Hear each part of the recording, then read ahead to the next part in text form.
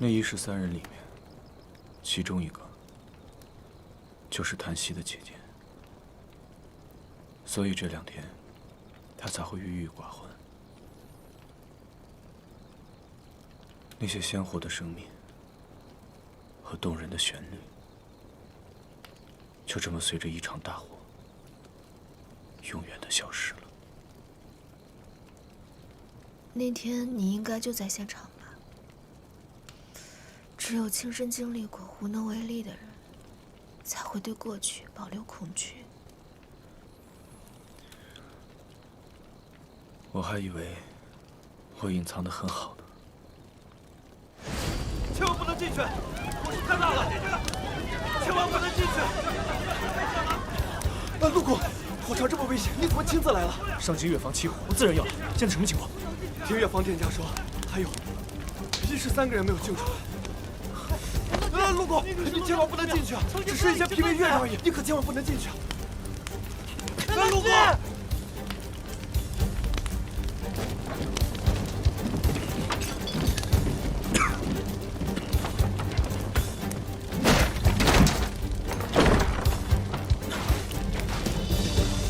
姑娘，站住！别怕，我马上叫你出去。姑娘，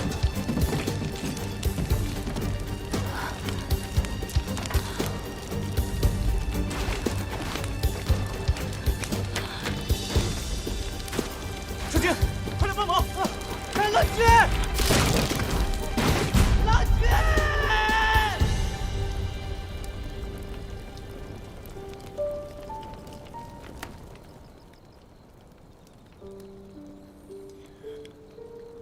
假如我那天再快一些，再早一些，是不是就能救下他们了？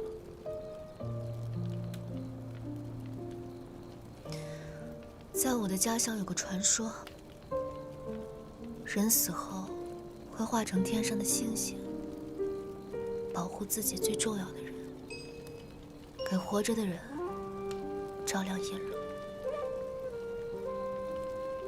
那一片星光，便是希望，是我的，也是他们的。纵千万人，吾往矣。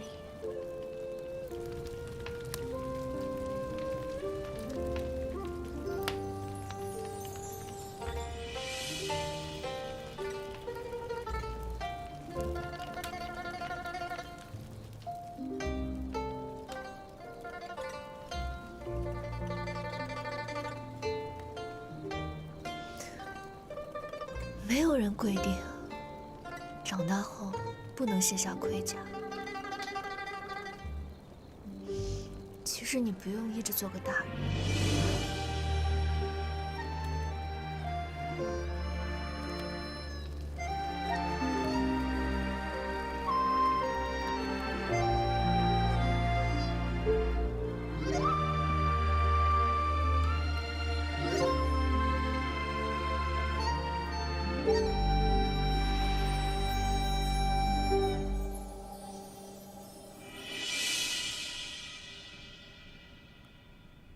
李姐姐和陆郎君怎么还不回来？他们去哪儿了？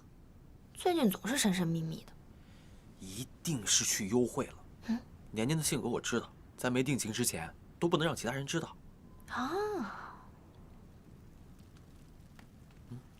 哎，那怎么有火啊？走，去看看。哦。姐姐，今日又是你的忌日，可我还是不能去祭拜你。待到上元节后，我们平民乐人也有入教坊的资格了。我一定光明正大的去祭拜你。平民乐人，檀溪。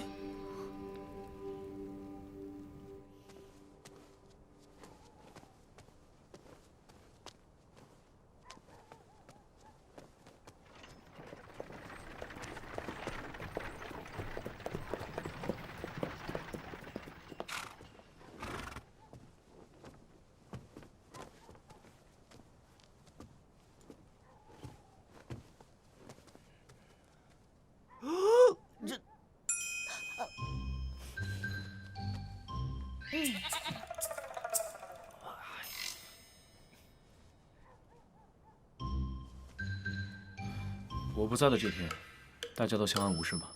郎君，您可得有心理准备啊！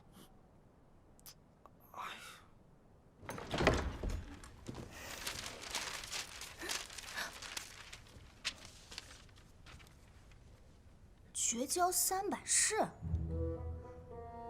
李姐姐，你为什么要骗我们？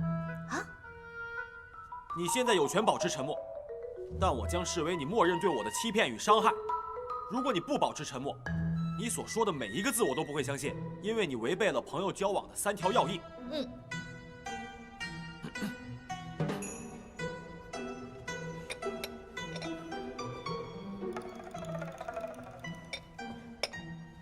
一诚，做朋友要坦诚相待。你暗中帮助平民越人进入教坊，试图帮他们脱困，但你对我的不坦诚，让我在你的身边像是一个只会吃喝玩乐的傻纨绔。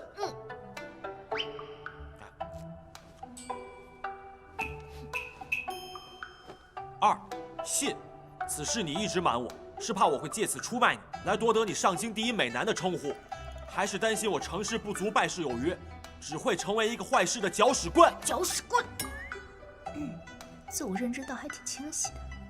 第3就是义，朋友要赴汤蹈火，两肋插刀，在你眼中只是一句空话吗？说完了吗？暂时，剩下的想到再说。那你现在是想怎么样？我们要加入。怎么说，我们也救了一个平民越人，虽然没有酬劳，但是我们有成就感。成就感按斤算，我给你加倍。贵与贱之间隔着亘古不变的伦理纲常。皇宫贵族，他们的权与利一旦被危及，会有多少人因此丧命？你可想过后果吗？历朝历代以来，变革都需要新鲜血液来祭奠，这岂是儿戏？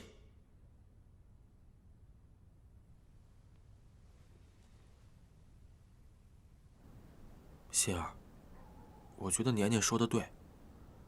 事关凶险，我不想你去冒险，可我也不能让年年一个人孤军奋战，所以，我一人足矣。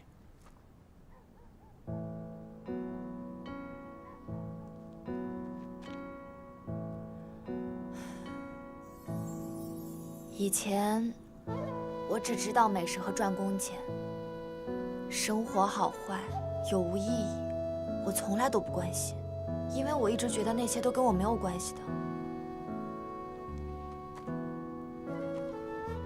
但是经过上次救人之后，我才发现，原来人与人之间真的是不平等的。可是那个时候我又不知道该怎么办。不过还好啊，现在陆郎君和李姐姐给我们指了一条明路，我们为什么不去做呢？檀溪她们是我的好姐妹，不论平民还是官户，我都想和大家一起。可事关凶险，你难道不怕吗？我怕呀，可是我更怕自己麻木不仁、无情无义，不管任何人。你知道吗？其实我一直特别羡慕李姐姐，她热情勇敢，好像什么困难都难不倒她。所以这次我要和大家一起守护教坊的姐妹，守护天下所有越人。好，我们一起守护。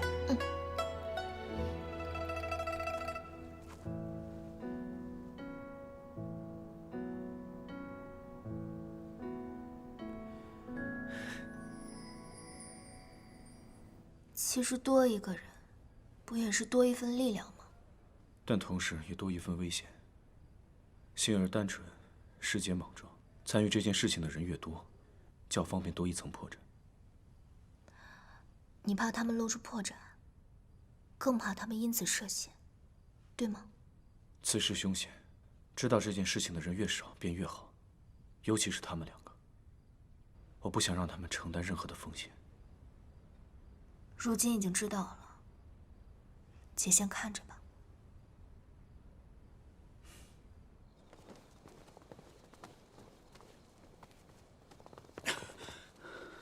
怎么了？府里发生什么事了？郎君，您可回来了！老爷突发疾病，十分严重。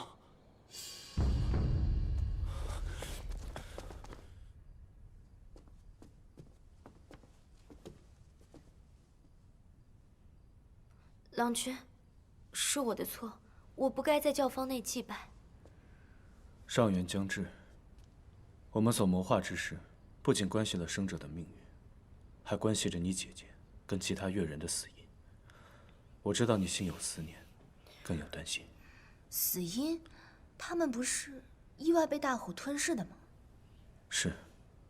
可按照那个越方掌柜所说，我去救人的那扇大门，平常都是敞开着的，可唯独大火燃起之时，那扇门却被上锁，而且在门外还有木棍将门死死抵住。难道是有人故意而为之？你们有什么线索吗？越坊每日来往人员众多，我们无从查起。只是当时姐姐交给郎君一个护身符，那是我们冀州荣县人人佩戴的东西。在最后关头交出这个东西，一定意有所指。那你们查到护身符是谁的了吗？护身符上只写了姓氏，没写名字。我们查了半年，可那个人依然如泥牛入海，毫无头绪。什么样的护身符？我能看看吗？在我房间里。这个护身符倒是挺别致的。这是冀州特有的事物，当年瘟疫横行，大家便把香草注入护身符中，以桃木为材，做成枫叶的形状，用来辟邪保平安的。这么说来，他和谭熙是同乡人。对，我们之前调查过所有在上京的冀州人，竟毫无头绪。或许他已经离开上京了，或者他死了。不，他或许不仅没死，而且他已经知晓了你的身份有异。我们查过了，之前那个对你故作倾心的顾川，是被人收买，故意接近你，查探你的身份的。打探我的身份？那我身份作假的事情是不是被揭穿了？不用担心，你过去所有的存在痕迹都已经被抹去了。你现在仅仅是一个官办教坊的越人而已。或许你们调查方向根本就错了。你们先入为主的以为冀州同乡皆是平民，所以你们在调查了所有平民之后，还是没有任何线索。没错，如果他跟谭熙一样改头换面成了官户的身份，那我们之前一切的调查根本都是徒劳之功。可你们刚才不是说冀州出来的人都调查过了吗？如果按照这个思路的话，我想起一个平民越人叫周宁远，据说已经去世，但只有衣冠冢，并无尸身。我之前还觉得有蹊跷，可听你这么一说，周宁远，我听我父亲提起过，他与我父亲是挚友，才华横溢，可是却不甘因身份低微而蹉跎度日，所以只身去上京讨生活，可不出2年，就客死他乡了。客死他乡，衣冠冢，上京。你刚才说，太常寺里曾有人对右教坊进行过户籍调查。那么，如果我们假设这个人没死，作为越人，他又会以什么样的身份生活呢？那看来还是得从太常寺查起。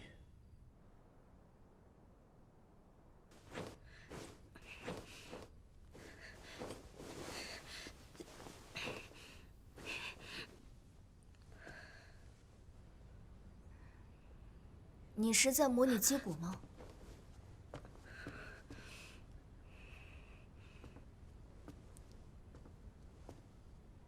平日里，我只能擦拭这些乐器，不能近身，所以趁大家休息，过来练练。李姑娘，对不起。没有什么对不起的。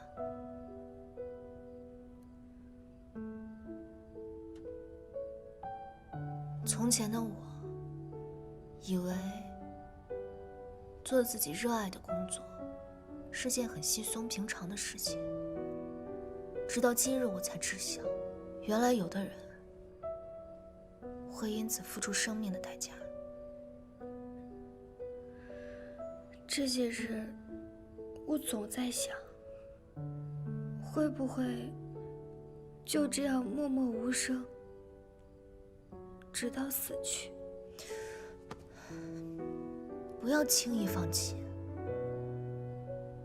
我们所有人都在努力，终有一日，你一定可以站在万众瞩目的舞台上，尽情击鼓。谢谢你，李姑娘，我会坚持的。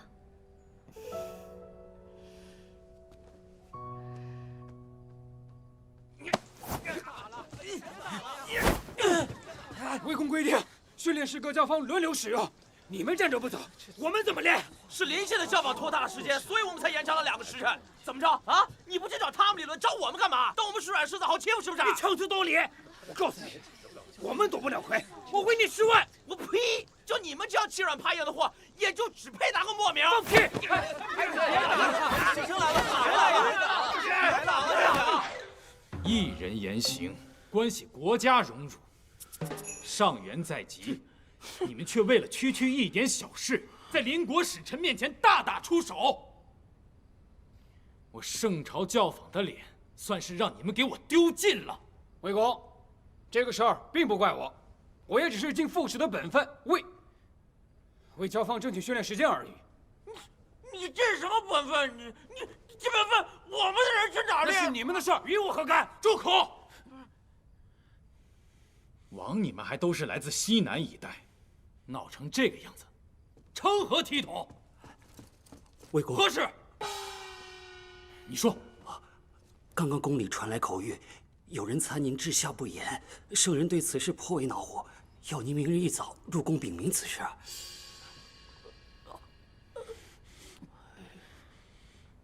此事我刚刚得知，怎么这么快就传到宫里去了？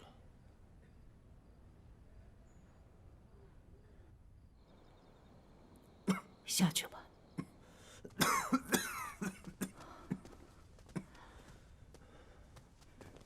爹，您怎么样了？杰儿来了，还是咳嗽不止，难以安寝。这银耳猪肺汤最是生津止咳，您喝一口。医官说了，你爹的病症在于内虚损耗，脏腑之气伤而难复，不是喝什么汤就行的。杰儿的孝心最是难得。来，一直都是这样。再去请医官。不必了，坐下。我已经派人去请了一位宫廷隐退的医官，在城外十里坡。明日一早，我们便启程前往。好，那我也陪爹去。爹，我们一家人都在。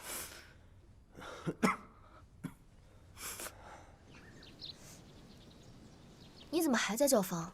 不是说今日去找魏哲商议怎么查看太常寺户籍吗？我今天一早便派人送信给他，但不知道为何，到现在还没有回信。郎君，怎么了？如此慌张？郎君不好了！太常寺少卿和那个苏宗臣带着一队官兵直奔咱们教坊，我看是来者不善啊！少卿徐隐，去看看。都给我搜仔细了。是。郎君，你们几个去那边。走。徐少卿，您这是何意啊？有人上报，右教坊为促使越人提起精神，加紧训练，使用违禁药材红绫草，所以还请陆郎君配合调查。红绫草，我们何时用过呀？这不是诬陷吗？对啊，这草药伤身，我们怎么可能会用呢？是有人上报，还是存心诬陷？一查便能乾坤明了。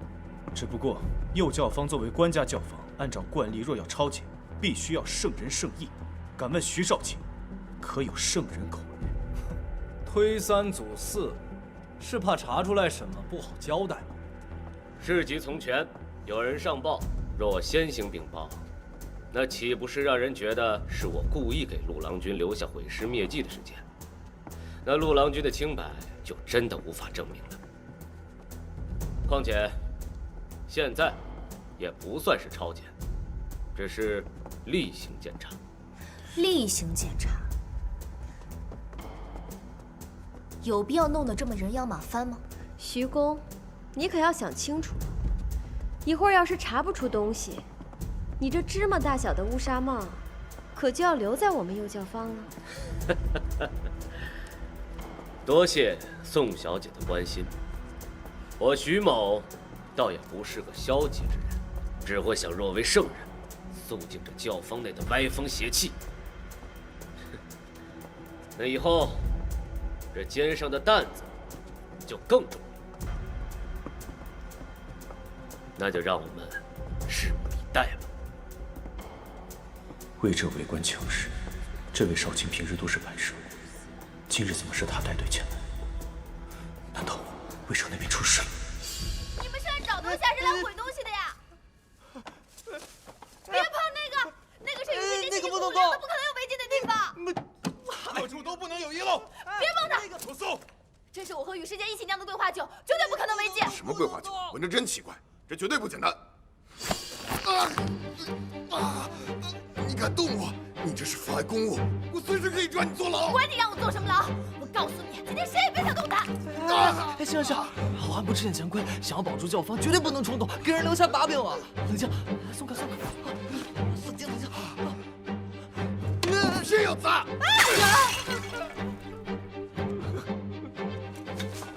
别砸了，别动了！怎么办呀？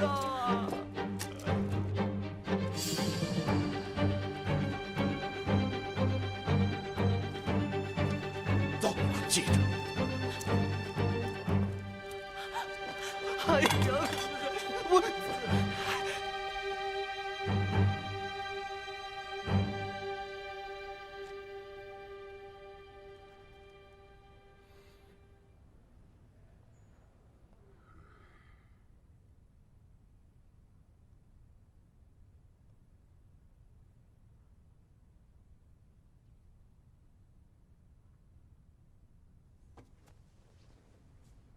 不错，这味料中确实有红灵草的成分。你说有就有，可有什么凭证？老夫行医数十载，可谓尝百草10万物。这味料中以云灵子为主，云灵子产生在西南边陲，有温补祛湿之效。因为香味浓烈，所以才能掩盖红灵草的味道。但仔细观察，还是能闻出红灵草的苦涩之气。云灵子见水则溶，而红灵草只溶于高温。诸位若是不信，大可一试。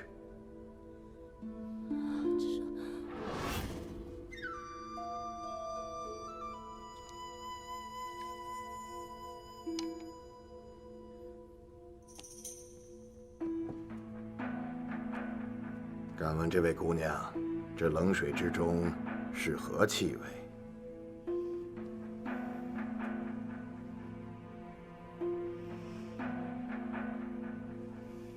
微微苦涩。那热水之中呢？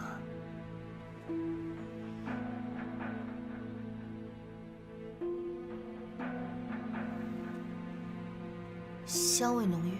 那便是了。骆景年，你还有何话可说？上报、搜查、衣冠，一切如演练般天衣无缝，我陆某无话可说。景年兄，意思是有人故意布局害你？苏兄心知肚明。为了赢得上元魁首，你还真是煞费苦心，做得如此缜密。若不是衣冠经验丰富，险些就被你蒙混过关了。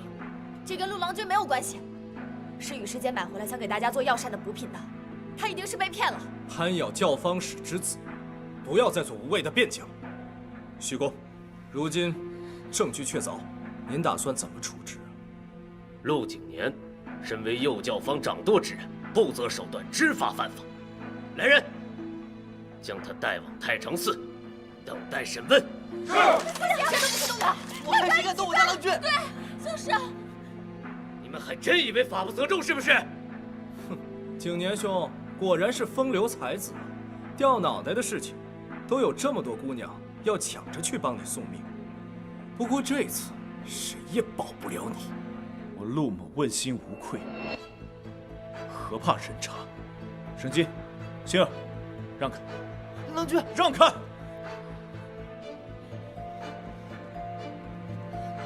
我右教坊众人行事坦荡，无惧调查。诸位不用担心，我不会有事的。上元节在即，大家好好待在教坊，不要耽误了练习。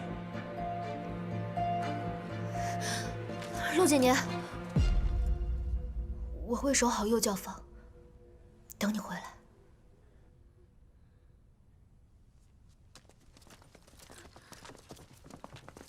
哼！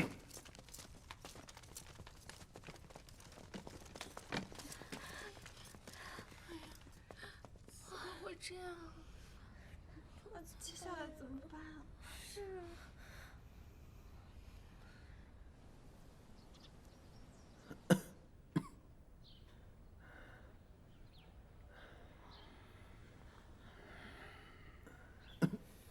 医官，我父亲到底如何了？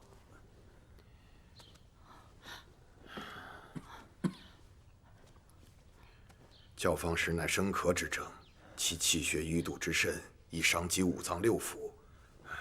除服药外，还需老夫每日为他针灸放血，将淤堵气血调理顺畅。好，您开药方，我亲自去见。好，稍等。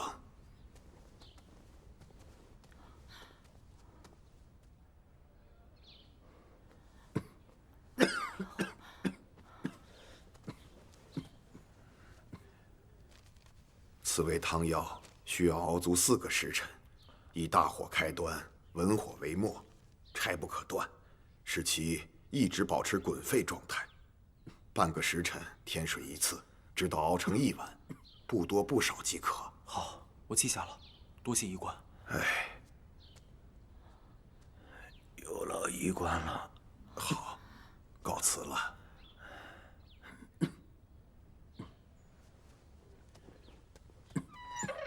姐儿，岳父没事，你事情繁忙，就先回去吧。这里有你母亲即可。父亲，从前我多胡闹，总以为尽孝的日子还在后头。可您真的病倒了，才感觉到害怕。子欲养而亲不在。父亲，您先休息。我去煎药。好。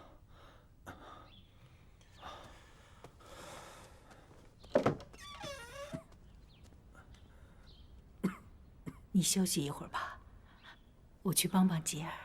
有劳夫人了。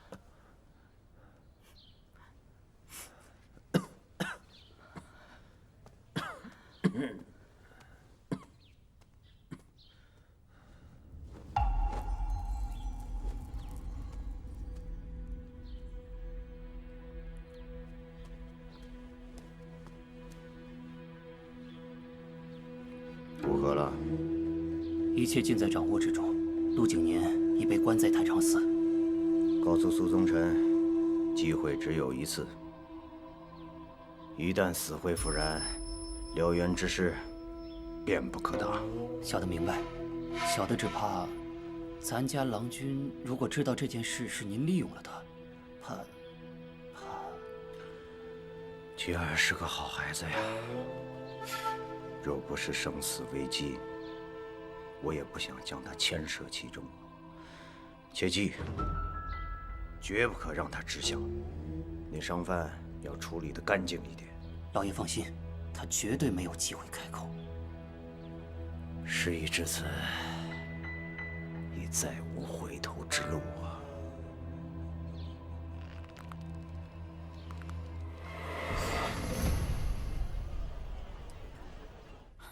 你是说，陆郎君因为使用违禁药材，被带到太常寺关押了？是啊，我出去买东西，街上的人都在说这件事。他为人坦荡，绝不会，也不屑于做这样的事情。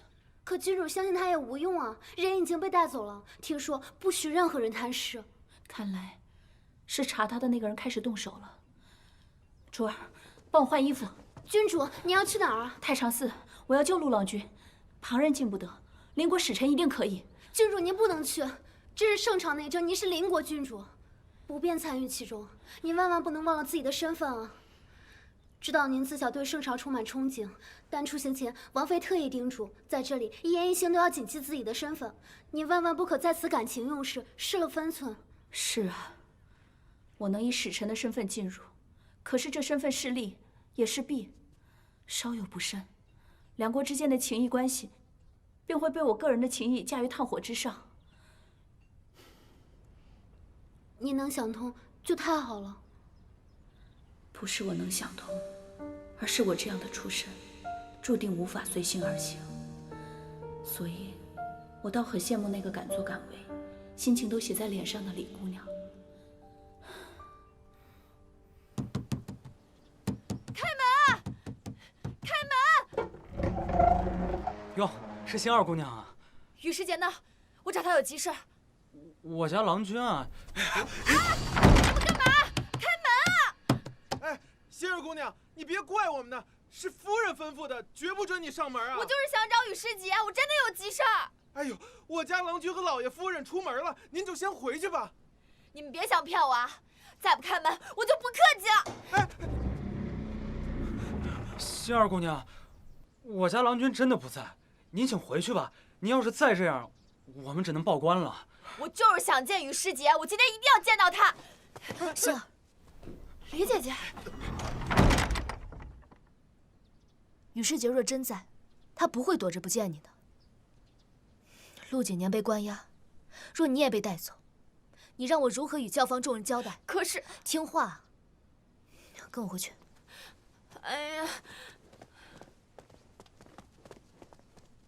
那个香料的确是雨师姐买的，可是她绝对不知道里面有红绫草。我也去找过那个商贩，可他早都已经消失不见了。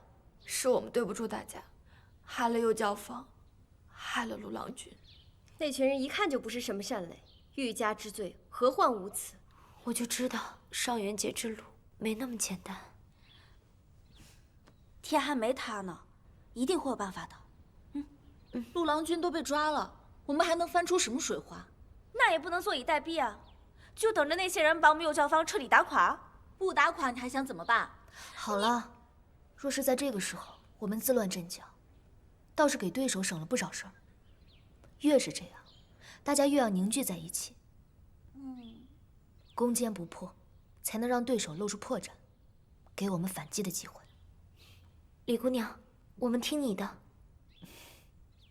大家先回去正常训练，不要辜负了陆郎君和自己一直以来的坚持。好，我们明白。走吧。心儿，我打听过了，教坊使病重，雨师姐带他去找名医了，你暂时可以放心了。盛晋，魏公那边怎么样了？魏公陈启就被传旨叫走了，听说是2名州郡上的副使在使臣面前打架，魏公被问责，到现在都没回来。太多的巧合凑在一起，就不是巧合了。对手精于算计，就是让我们孤立无援。你家郎君可有其他交好的人？哎呀，郎君一向独来独往，就是没有朋友。算了，求人不如求己。为免夜长梦多，我们一定要尽快把他救出来。救？什么意思啊？此时魏哲一直没有出现，看来是被牵制了。可苏宗臣即便能收买虚野，却没有调走魏哲的能力。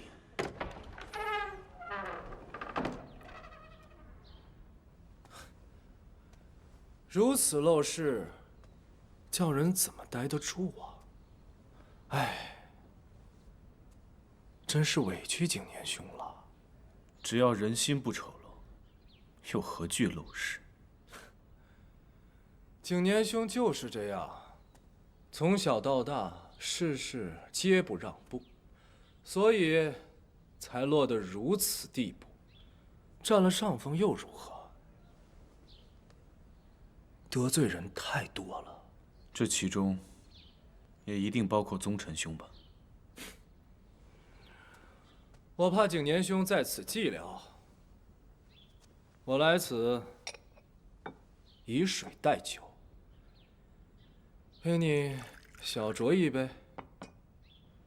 我这里只有一个杯子。无妨，我带了。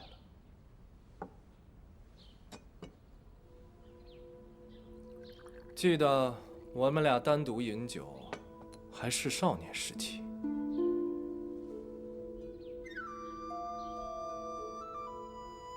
承蒙不弃，当年宗辰兄还视我为友。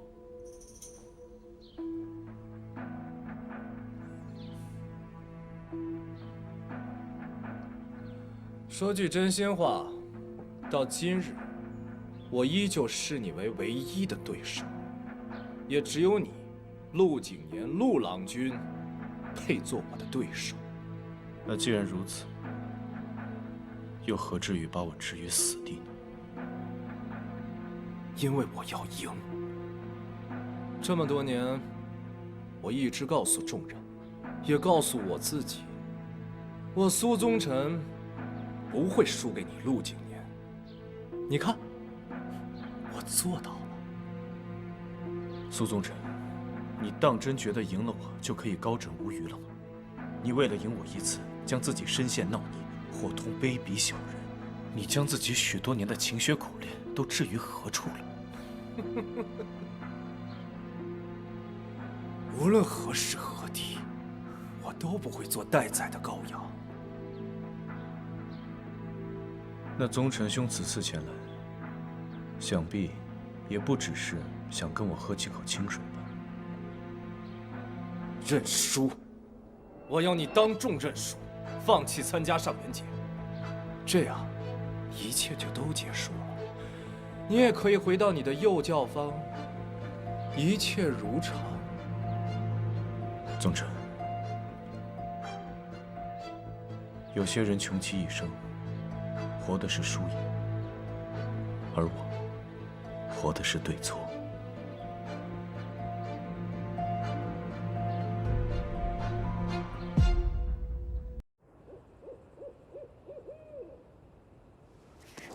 干什么？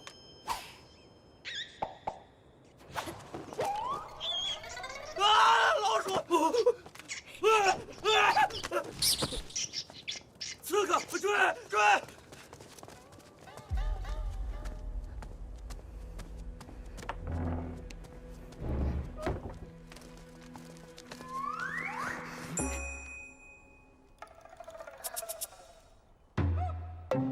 你是谁？完蛋了！再不说我不客气啊！哎，干嘛呢？丁队长，怎么办？怎么办？啊，这是我远房表弟，近几日在我家走亲戚，来给我送饭的。原来是这样，刚刚来了个小毛贼刺客，我以为他们是一起的。什么一起的？我这小白脸表弟能当刺客吗？是，那不知道您表弟在这干嘛呢？少废话，该干嘛干嘛去。是，走，继续走。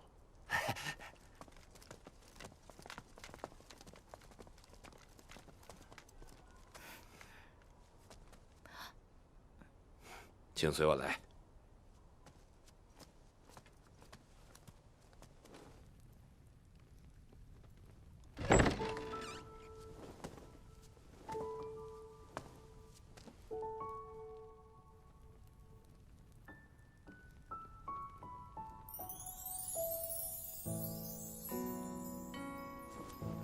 嫂嫂，难得见陆郎君身边如此清静，没有了莺莺燕燕，可还习惯？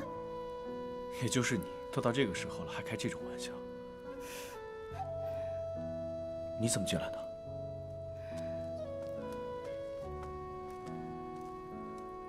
参见陆公。丁聪，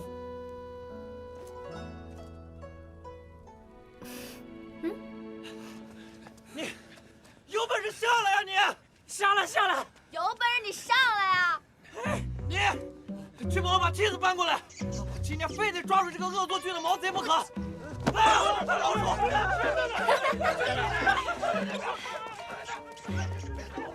几个花栗鼠就把你们吓成这样，要是羽师杰在，给我抓更大的，吓死你们！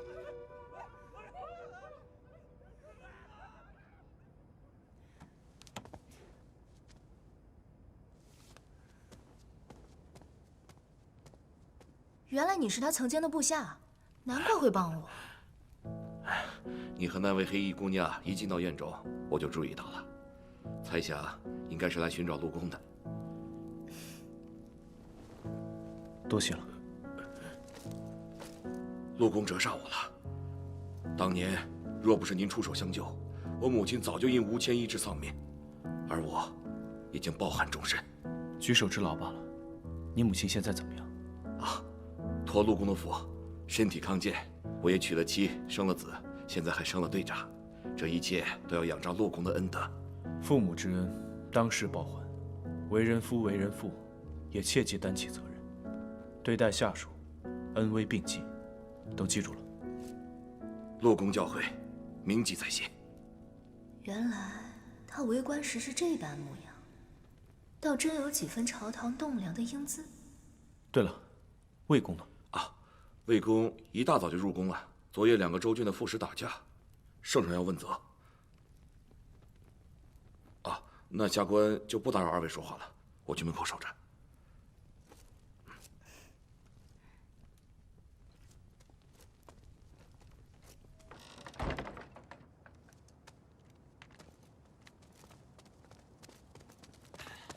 哎，你们2个干什么去？队长，刚才来了个小毛贼，把我们兄弟戏耍的够呛。是，近几日只有陆景年被关进来，我怕有人趁乱来救他，特意来看看。我一直在这儿，有人我会不知道吗？要表现，也得表现到点儿上。是，队长说的是。那我们就先走了。去吧。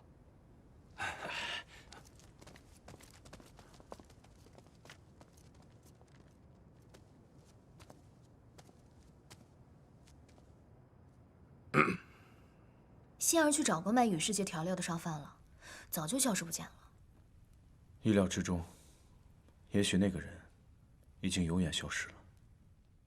世杰对一般的香料极其敏感，对方又怎么知道他闻不出红灵草的味道？除非他对羽世杰的能力非常清楚，只有对他了如指掌，才能对症下药。找到世杰了吗？焦方使得了急症，羽世杰带他去城外医治去了。同一天，魏哲被宣进宫，苏宗臣带人来发难，教方使病重。如果这一切的巧合都不是巧合的话，从心儿找不到羽世杰的那开始，我就有了此想法。除了他，还能有谁能撼动魏哲，拉拢苏宗臣，同时又对世杰那么了如指掌呢？心儿，我们把晚膳给你带过来了，这儿有你最爱吃的9只羊肉，你开一下门。我不吃，你们拿走吧。你都几顿没吃饭了，这样下去身体会吃不消的，多少吃一点。我真不吃。那我们把饭菜给你放到厨房温着，你要是饿了就随时去拿啊。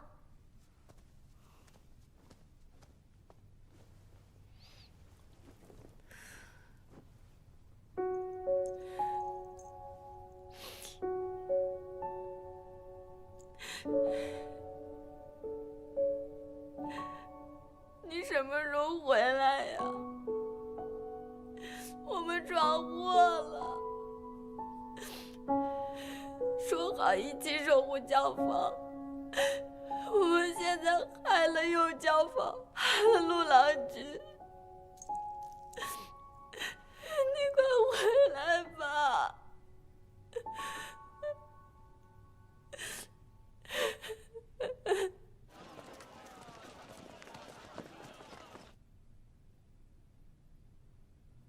即便是栽赃定罪，上报也需要时日。可若我继续被困于此，教坊内恐生事端。陆郎君，吃饭了。林聪，现在禁闭室的看守轮岗制度是否如我在的时候一样，无时会有半炷香的换岗时间？之前一直是这样，但自从您被关进来之后，上面以上元节将至为由，加强了巡逻，比之前多了4万人员，一无空岗。看来通过换岗离开是不可行了。那石室内可有在押人员？没有，那是为重刑犯和有攻击性的人员准备。来太常寺接受调查的多为越人，很少能用到。林聪，我需要你帮我一个忙，你可愿意？陆公对我有恩，有何需要您吩咐就是。之前示罗，有人闹事，快走！把他给我放下！谁敢动，我马上把他杀了！太常寺1个2个都不堪一击，想动没那么容易，赶快把我放了！杀！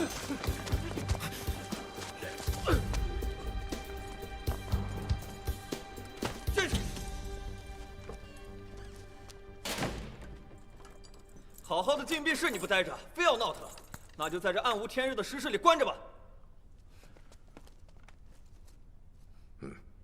去吧。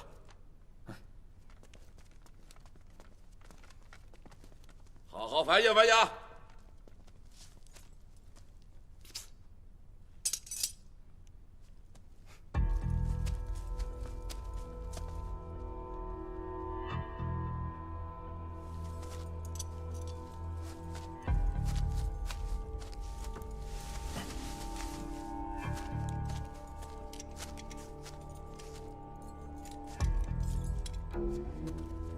据说他之前啊是这里的上一任太常寺卿，这个石室啊还是他被贬前建造的。只是他没有料到有一天他自己会被关在这儿，真是作茧自缚。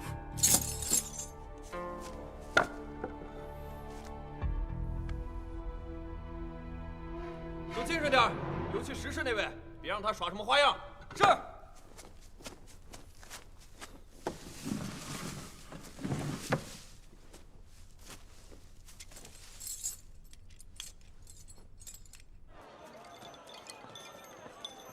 我刚被召进宫，右教坊就出事了。看来幕后之人或已察觉，我与陆景年关系匪浅了，得想个权宜之计救他出来才行。我再说一遍，右教坊没有用禁药，我们郎君他是清白的，赶紧让我进去看他。不行，说不行就是不行，再啰嗦，别跟我们不客气。哎呦，还来劲啊！我跟你们说，我们郎君身娇肉贵，哎，他要是冻坏了、饿瘦了，我跟你们没完。放心。那石室密不透风，动不着他。石室，那又冷又硬的，你们凭什么把他关进石室啊？被关进石室了，因为他不服管教，恶意伤人。不可能，我们郎君出身太常寺，他不会对这里的人发难。是不是你们？是不是你们刁难他了？是不是你们欺负他了？敢欺负我们郎君，我跟你们拼了！啊！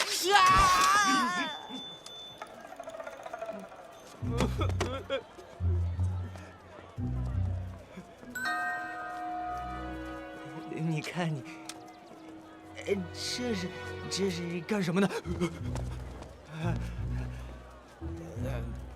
那个大家都是知书达理的人，动刀动枪的多不文雅。呸！赶紧滚！我呸！敢欺负我！等我家郎君出来了，有你们几个别墅好看。郎君，错了，不骂了，是我。魏公，陆景年被关石室，需要帮助，我想个办法带你进去。真的吗？这被关押还能带家属进去照顾呢？我就说嘛，还是您比我有主意。可是我刚刚跟他们大闹了一通，这都认识我了，还进得去吗？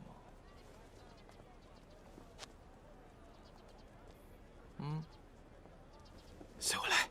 啊？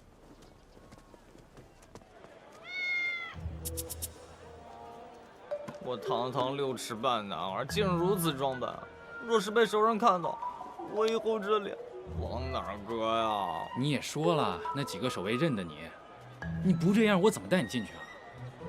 可也不必打扮得如此艳俗吧，简直毫无美感。行了，走吧。哎呀！魏公，魏公，那个陆景年闹事，我们把他关进石室了。他素来事多，早就该把他关进去了，做得不错。谢魏公。哎，魏公，您换丫鬟了？啊，对，先前那个我夫人觉得娇俏了些，不太放心，就换成这个跟着伺候。这个丫鬟，您夫人的确可以安心了。安心。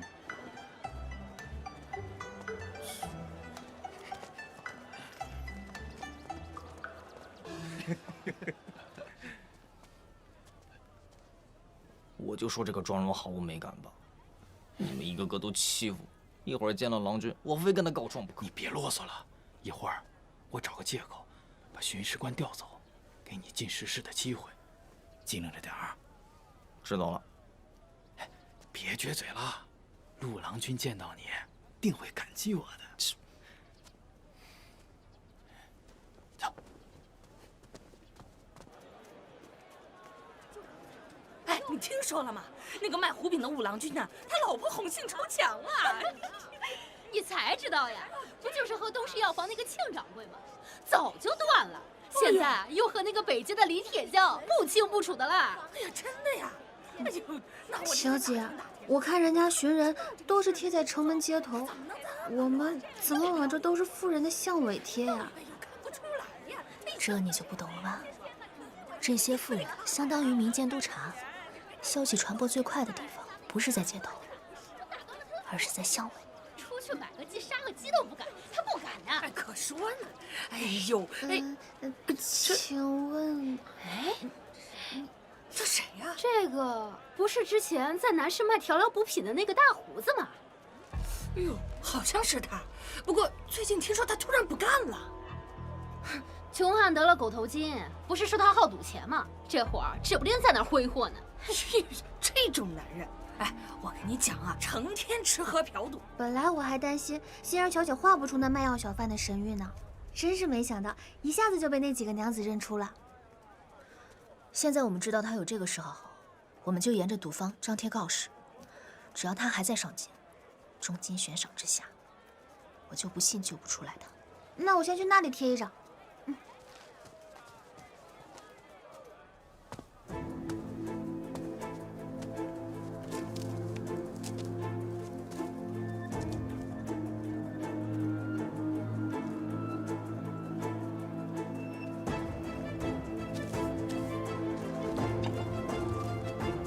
小姐小心！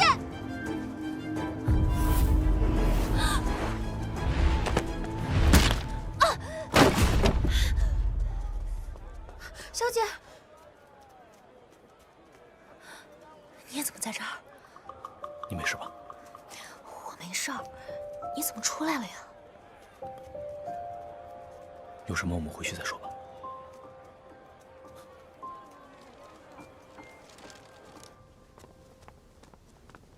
你们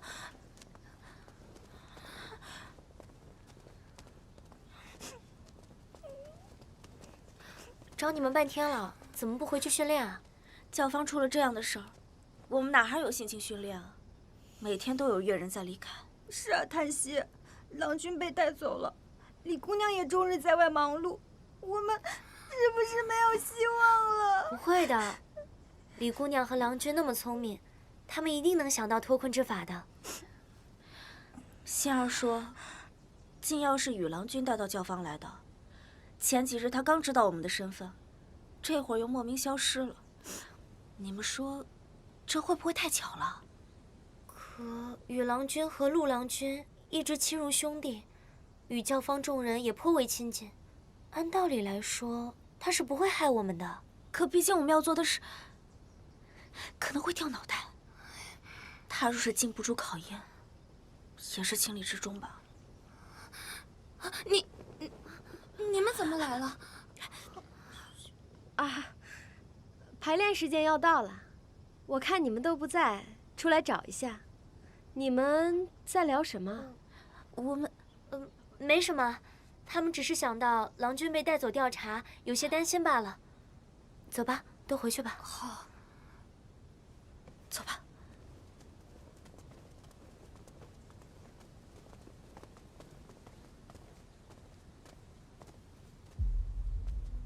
刚才他们说的话都听见了吧？说要做的事会掉脑袋，什么意思啊？我怎么会知道？我之前就觉得他们奇怪，除了檀溪，另外3个几乎不和别人来往。你说他们会不会藏着什么大秘密啊？他们能有什么秘密啊？我也说不好。可现在回想起来，确实从我进入教坊开始，就经常发现他们忧心忡忡的。如今教坊已经这样了，我可不想被他们的其他事情连累了。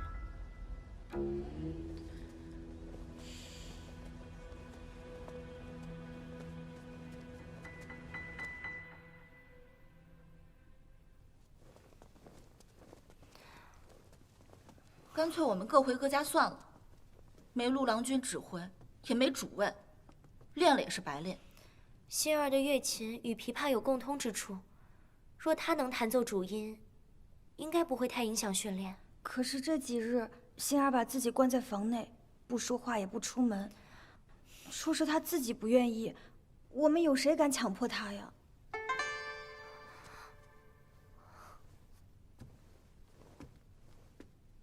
我愿意弹奏主音，与大家一同训练。心儿，你没事吧？教坊遭此劫难，我本应当与大家一起面对，但我选择了闭门不出，是我对不起大家。仙儿，我们知道你心里难受，没人怪你。其实我是不知道该怎么面对你们。金钥是与师姐买回来的，但她真的不是故意的，她绝对不会害陆郎君和右教坊的，我可以用性命担保。我相信他。真的吗？教坊突发变故，大家难免会有猜疑，但羽郎君平时为人如何，大家都有目共睹，所以我愿意相信他。我知道，于师杰现在不知去向非常可疑，但等他回来，我一定会问清楚。我想好了，陆郎君被关押，李姐姐四处寻人，我们就在教坊好好练习，安心等他们回来。好，我们一起努力，一起等，一起等，一起等，一起等。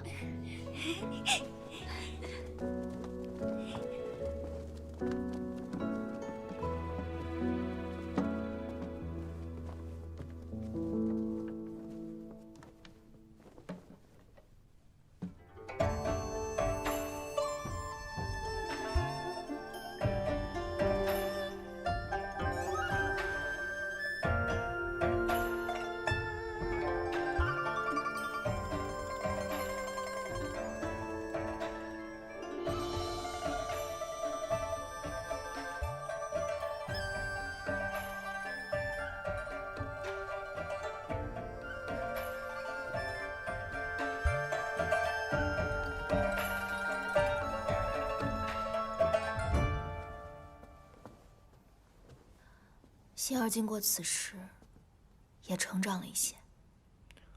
我本来以为我能护住众人，护住右教坊，可没想到，还是要让他们经历风霜。你又没有3头6臂，你做成这样已经很好了。我要是做得好，心儿就不会被逼长大，檀溪他们也不会胆战心惊，而你今天，也不会陷入险境了。我没关系。再说了，你不是及时赶到了吗？那要是我再晚一步呢？意外而已，我没想过。可是我想过，而且这个后果我承担不起。你受伤了？手臂而已，就是被刚刚那个匾额擦破了点皮。房内可有伤药？有，等会儿让青秋过来处理一下就好了。啊，这么深的伤，你怎么不吭一声啊？你是傻吗？也还好吧。为什么瞒我？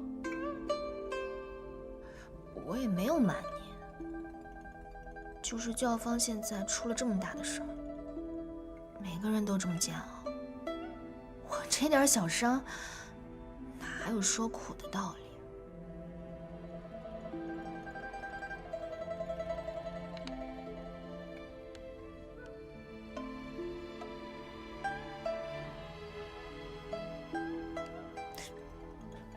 疼？不疼，只要别留疤就行，以后还雅观。手臂这样的位置，你还想露给谁看？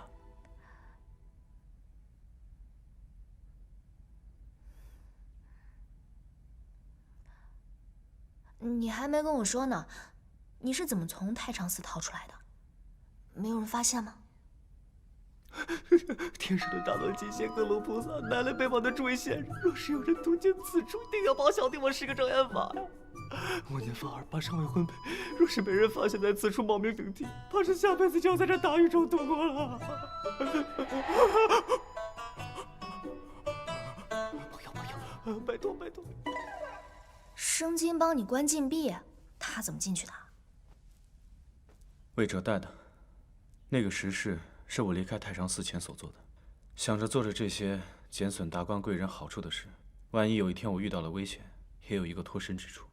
魏哲知道这件事，所以听说我进了石室的时候，他就猜到我要离开了。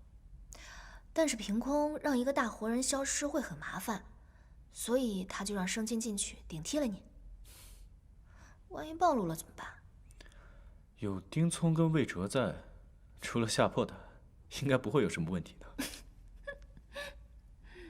估计生金应该恨死魏哲了。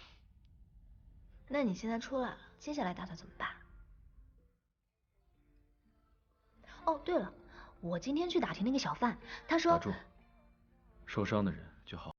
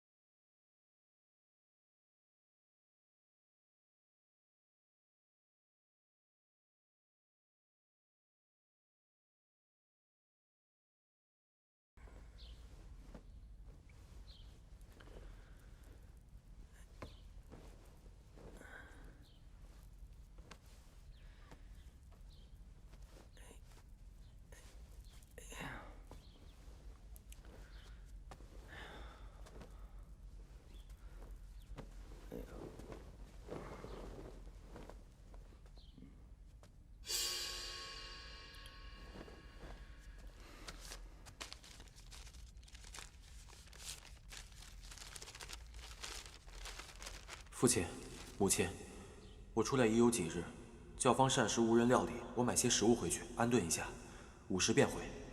父亲的药我清晨已熬好，记得趁热喝。杰儿，云深，云深，老爷，郎君回城了，应该还在路上，你赶去追去，务必将他带回。是。追他干什么？夫人，打扰到你了。他还是个孩子，能陪我们在这城外多住几日已是难得。你身体不适，有我照顾，为何非要将他留在这里？我是看他整日混迹市井，不学无术，这不想趁这几日与他多多相处，言传身教罢了。夫人若是觉得不妥，不留他便是。言传身教不差这几日，你身体尚未康复，理应多些休息，别操心了。夫人说的是。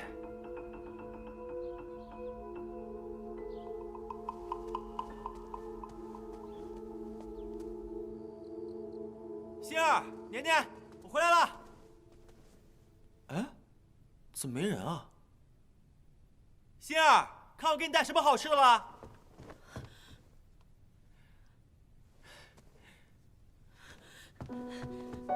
心儿，我给你带了城外的羊肉。于世杰，你去哪儿了？你怎么才回来啊？我陪我爹出城看病了，怎么了？发生什么了？你走了好久啊，教坊出事儿了。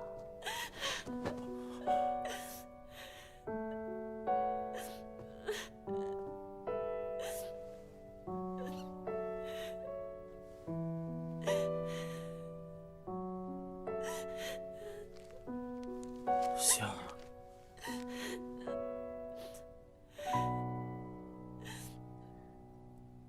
不可能！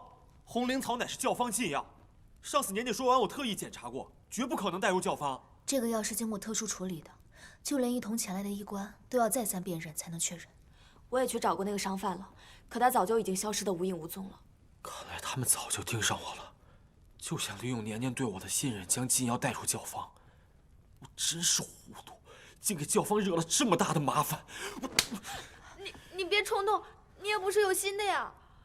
我这就去太常寺说清楚，年年冤枉，禁药是我带的，有什么事冲我来。你先别冲动，既然对方存心要栽赃，其目标肯定是陆景年和右教坊，怎么你去三言两语就能把他摘出来？是啊，你先别着急，我们现在要做的就是好好想一想，到底谁是幕后黑手。只要我们把那个坏人揪出来，陆郎君就可以洗脱嫌疑了呀。对右教坊和我们都这么熟悉的，除了苏宗臣，还能有谁？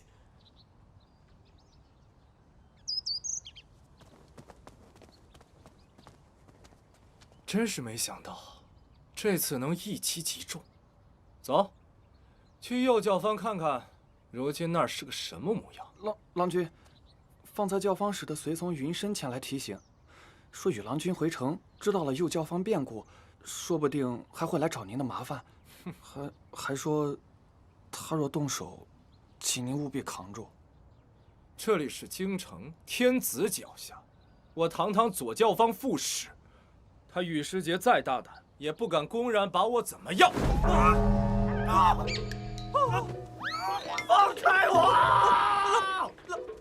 郎君，郎君被人掳走了，快报官！你别喊呀！你没看出来那是教坊使之子吗？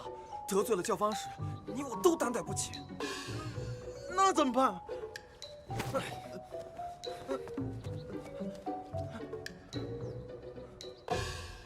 本官再问你们一遍，那日究竟为何大打出手？魏公，上次不是说过了，是因为训练场地的事儿吗？哎，魏公，我们都已经交代清楚了。一派胡言！你们真当本官是吃干饭的？我已经调查过了，那日根本没有什么教坊占用时间，是你们自己心存不轨，故意挑衅。没有，众人皆知，我太常寺协办上元节，你们又在我管辖之下，在邻邦使团面前大打出手，你们是存心想摘我官帽是不是？不是，没有啊，没有，属下从未想过下害魏公啊。那究竟是为何？倘若今日你们不能给本官一个信服的理由，我看这副使你们不做也罢。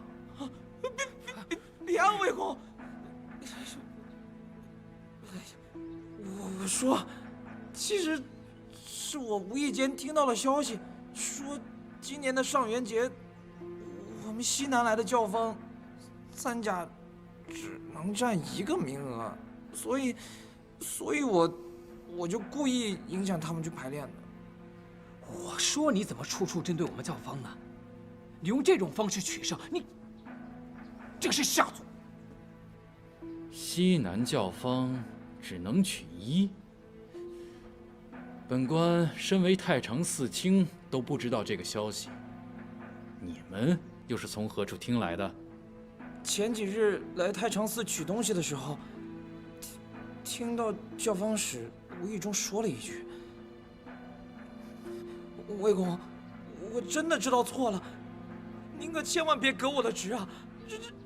我这回去还得养家呢，我。”好了好了，下去吧。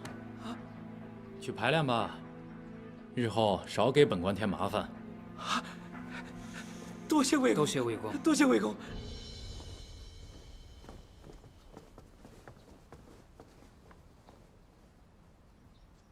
先是挑拨关系，引发骚乱，从而牵制于我；随后又差遣与我素来不和的徐寅带队去右教坊搜查。哦，对，还有再往前，利用你对与师节的信任，把违禁草药带进去。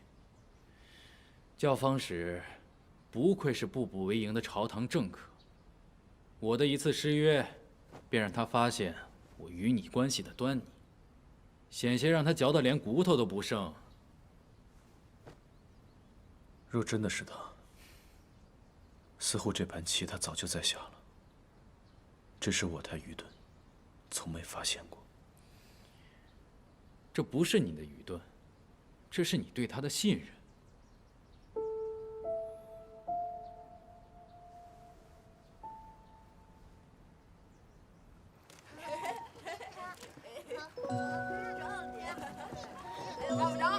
记得小时候，雨伯伯也曾做过这种兔子灯。这么可爱的灯，你当时收到一定很开心吧？每一次做灯，雨伯伯都会把最漂亮、最工整的那一盏给我。师姐还不止一次为此而哭鼻子了。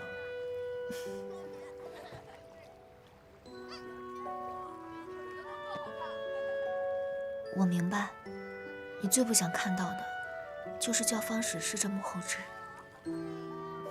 没关系，或许还有转机呢。可现在一切的线索，都指向了雨伯伯。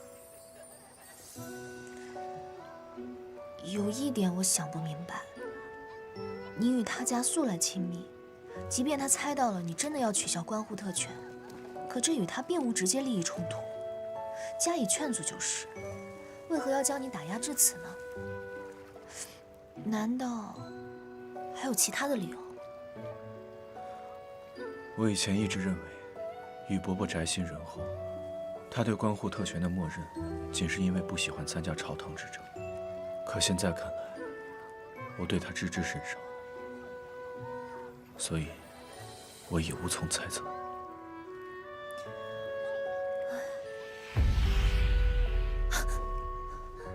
怎么了？没事儿，我应该是看错了。走吧。